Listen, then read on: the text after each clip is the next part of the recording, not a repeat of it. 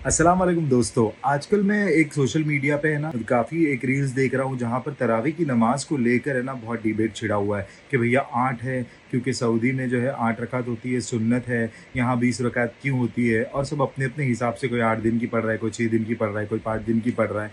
लेकिन मुद्दा ये है कि 8 रकात सुन्नत है, ऑफ कोर्स, तो 100 में से 35 आप पास तो हो गए, लेकिन अगर 100 में से 75 या 80 भी लाते हो आप, तो उसमें कोई मुश्किल नहीं है, उसमें सवाब भी आपको मिलेगा।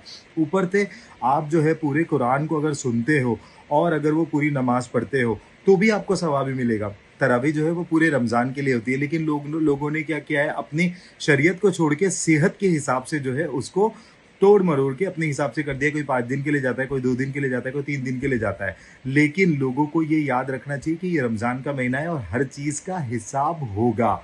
कुरान में जो पहला रेवल्यूशन प्रॉफिट मोहम्मद सल्लल्लाहु ताला अलैहि वसल्लम को आया था, उस आयत का पहला वर्ड ही इकरा था। जब जिब्राइल अलैहिस्सलाम जो है वो गारे हिरा में जब वो आयत लेकर आए थे, इकरा बिस्मि रब्बिकल लज़ी, तो उसमें पहला वर्ड था इकरा। उसका मतलब होता है पढ़ो, रीड, रिसाइट।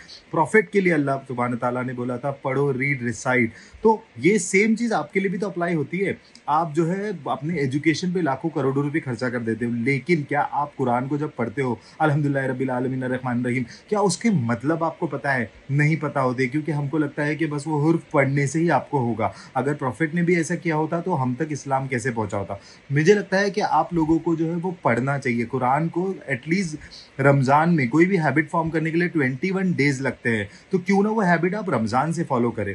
आप जो है अपने घर में अलग अलग वैरायटीज़ की इफ्तारी बनाते हैं, हर रोज़ एक नया आइटम होता है, हर रोज़ एक नई चीज़ होती है। लेकिन वही मस्जिद की बात देखा जाए तो मस्जिद में सिर्फ होता है भजिया होता है, केला होता है, थोड़े बहुत फ्रूट्स होते हैं। बट 20 से 25 करोड़ मुसलमान हैं, वो ये नहीं सोचते कि यार मस्जिद में जो राहगीर ट्रैवलर्स आते होंगे उनकी इफ्तारी का क्या, उनकी इफ्तारी में क्यों ना हम अलग वैरायटीज़ भेजें। लेकिन वो आपस में एक दूसरे को भेजने में लगे रहते हैं।